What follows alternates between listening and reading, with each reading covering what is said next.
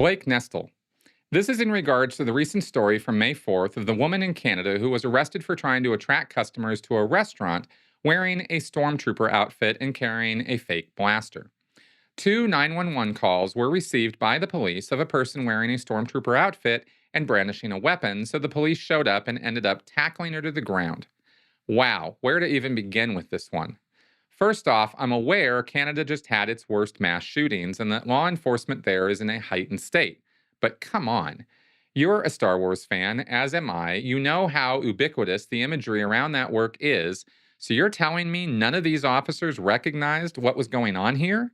She was unable to comply with their commands due to the cumbersome nature of the costume she was wearing from the imaginary universe. This is how we're combating gun violence? By forcing a woman in a costume who immediately drops her plastic gun to the ground. Actual guns drawn? What if this was an actual dangerous scenario requiring de-escalation before violence happened? I just do not understand this. I can see how this is reactionary to their recent tragedy. That might explain the initial 911 call, but it still doesn't explain the outcome. I don't get how a Western society can cultivate an attitude around firearms where a person can see another dressed in a stormtrooper costume on May 4th and feel the need to call law enforcement as though it's a threat. Blake, I hear you, man. So let's go a little bit deeper on this. Yes, I watched the video of the stormtrooper being taken down and the cops showing up, shotguns, weapons drawn, etc. It was ridiculous. And it was obviously an overestimation of the amount of force necessary to deal with that problem. And this is where we're going to get to the real source of the problem here. And one, anybody can call 911 for any reason. And if people call 911 talking about how someone's brandishing a weapon, the cops have to come out and do their due diligence, and they're going to come out on alert because somebody is, two reports of somebody brandishing a weapon is a confirmed report. I mean, that's not a small thing for police officers. The problem comes in with the police response because what we have are untrained or not thoroughly trained police officers. The amount of training that is required to become a police officer is frankly pathetic. And I'm not going to apologize for that. It's pathetic. When you look at the amount of training that we give our military personnel, who we are anticipating and knowing without any question whatsoever that these people are going to end up in harm's way, we give them a good amount of training to deal with that.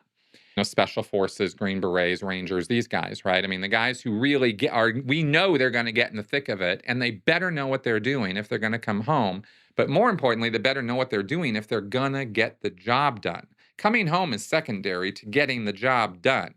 That's the commitment that those people are making, and all the testing and training and work that they go through is done to weed out those who aren't serious about it.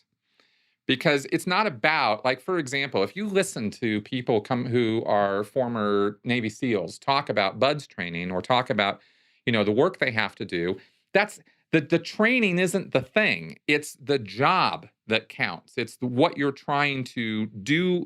All that training is just to get rid of the guys who aren't serious so they can get the guys who really want to do the job. We should have a similar vetting process in the police forces around our country, and we do not. Nor do we have adequate training for these folks to effectively de-escalate violent situations. We talk often about racism, racist cops, the structural racism, systemic racism that exists all throughout the justice system in the United States. And we have good reason to talk about those things. But what we don't talk about is the training of the officers. Not enough. We talk about psychological evaluations of the officers, especially after shooting situations. That should definitely be something that is stepped up. And I can tell you from the inside knowledge that I have about the law enforcement and military community that they are very resistive to getting help or getting therapy or treatment. That's still a problem. There are still huge stigmas in those communities around mental health and getting real help.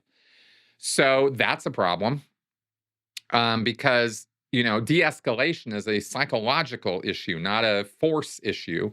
When you're first dealing with somebody, you got to talk to them. You got to find out what the situation is. There's psychology involved there. There's awareness of mental health. There's awareness of, a lot of things that should be there. And I'm not saying all police officers need to go get PhDs in psychiatry. I'm saying that right now they get nothing and in fact push back against anything related to psychology or psychotherapy, and they deal with that as though that's just that doesn't matter. That has nothing to do with our jobs. We don't care about any of that. Totally wrongheaded. Much less negotiation tactics and skills, and of course, um, armed and unarmed responses to situations like the stormtrooper, right? When you come out with guns blazing, ready to go, ready to shoot this guy down or whatever, that's not the level-headed approach that we need from our law enforcement. We need people who are going in there who are ruthlessly efficient and competent at their jobs.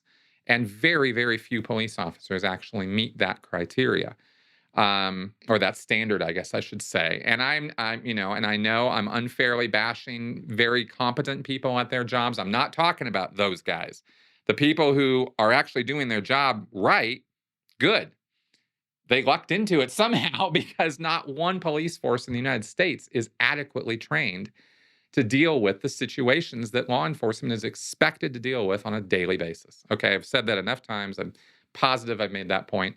I have ideas of, various things they could be trained on, but I'm not a professional in this area. So I can't speak intelligently about here's the checklist of things they should all be trained on. I'm just looking at the fact that I know what competence looks like. I know what efficiency looks like. I know what people who know what their job is and how to do it, the attitude, the methodology, the entire spirit with which they approach their job is different. You can see that from incompetent people who don't know what they're doing. And I think that most of the tragedies that we've seen over the last many years with police officers and undue force, over killing people, this kind of thing, because they're not restraining them properly, they're not holding them down properly. I mean, this kind of like jujitsu, man. Let's teach cops that, so they actually know how to deal with somebody without killing them in the process of putting them under control. There are so many ways to control a person's body in a non-violent, non-lethal way. But most police officers aren't trained in that at all. So you get the results that you get, and this is why you get escalations and too much violence and situations like people approaching stormtroopers with plastic guns and plastic armor as though they're a real threat, you know, and, and the fact that there was a recent mass shooting in Canada and everybody's like on edge is twice the reason why the training should be, 2, 3, 4 times for those police officers so that they respond appropriately and competently. And that's my view on that. There you go.